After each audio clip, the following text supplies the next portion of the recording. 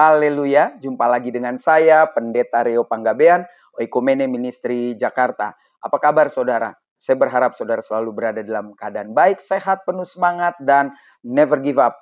Di hari Minggu yang penuh dengan sukacita, mengapa saya katakan penuh dengan sukacita? Karena saya percaya saudara tadi pergi ke rumah Tuhan, beribadah, berjumpa dengan saudara-saudara, sahabat-sahabat seiman, dan besar doa saya, harapan saya, kita semua yang sudah beribadah pulang mengalami penyegaran atau kebangunan, kebangkitan rohani agar memasuki pekan depan penuh dengan optimisme.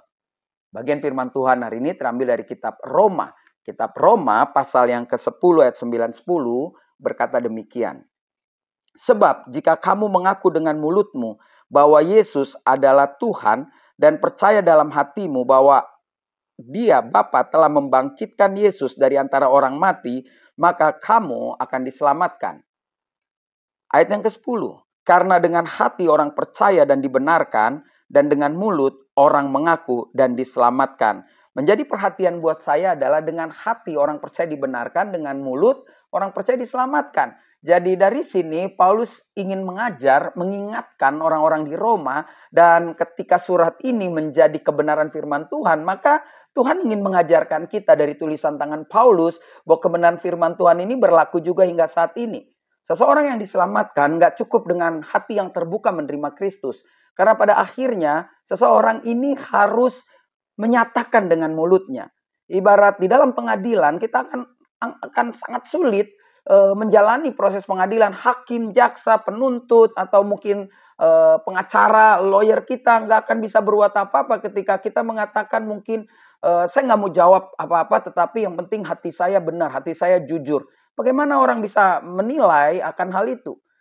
Sepertinya Tuhan juga mau kita nggak bisa hanya berkata, Tuhan kau lihat hatiku, kau lihat aku benar-benar menyerahkan hidupku.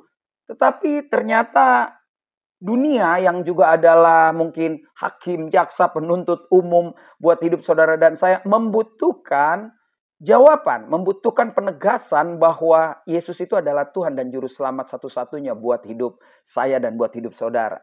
Jadi elegan atau mantap banget ayat ini. Dengan hati kau dibenarkan, tapi dengan mulut mengaku kau diselamatkan.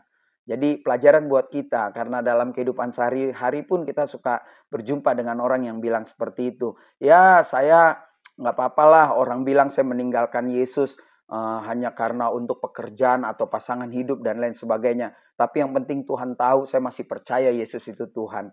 Tampaknya pandangan seperti itu, penguatan-penguatan diri seperti itu sudah dipatahkan dari ayat ini.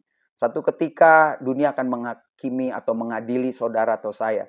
Dan di saat itulah Tuhan mau saudara dan saya, mulut kita menyatakan bahwa Yesus Kristus adalah Tuhan dan Juru Selamat manusia. Satu-satunya, nggak ada jalan kompromi. Nggak usah klarifikasi dan lain sebagainya untuk menjaga perasaan orang.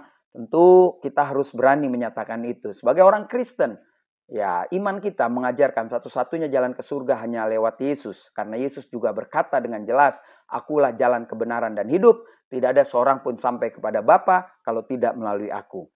Nah, jadi ini jelas. Ya, kalau ada orang punya keyakinan lain, percaya dengan yang lain, bahwa perjalanan menuju ke surga atau keselamatan bisa dengan cara yang lain, itu urusan mereka. Tetapi urusan kita sebagai orang percaya dengan label Kristen, maka satu-satunya jalan ke surga hanya melalui Yesus Kristus.